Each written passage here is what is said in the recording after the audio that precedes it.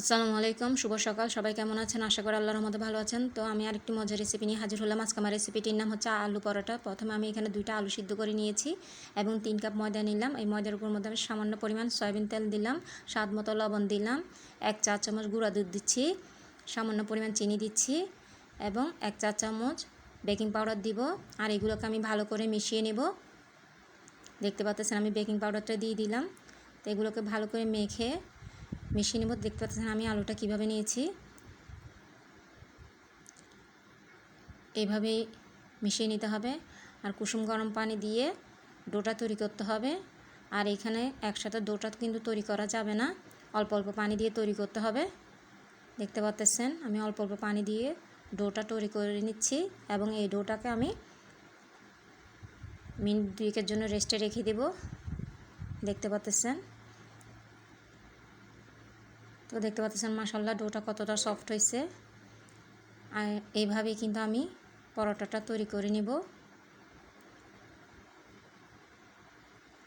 আমরা সবাই কিন্তু পরোটা বানাতে পারি, মেয়েরা। তো দেখতে পাচ্ছেন আমি পরোটা তৈরি করে নিচ্ছি আর এইভাবে বাকি সব পরোটা তৈরি করে নিব।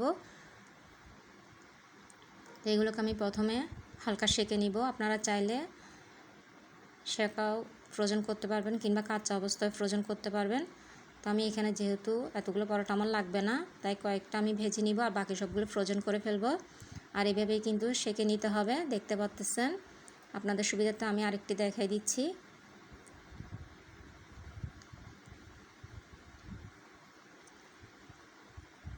আর এই পরোটাটা কিন্তু খুবই সফট হয়, খেতে খুবই ভালো লাগে।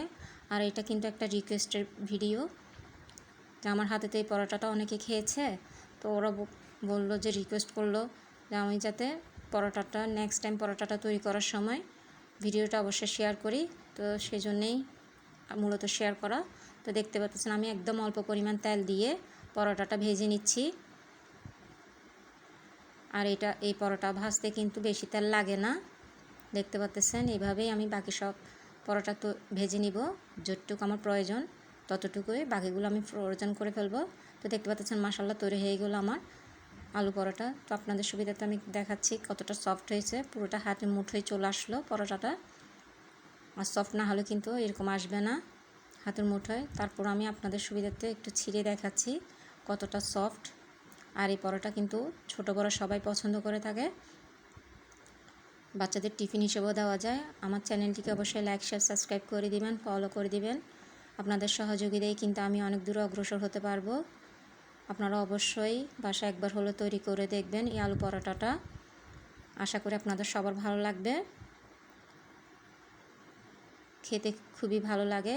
আর এটি ছোট বড় সবাই কিন্তু পছন্দ করে থাকে, বয়স্করাও পছন্দ করে থাকে, যেহেতু এটা খুবই সফট হয়। দেখতে পাচ্ছেন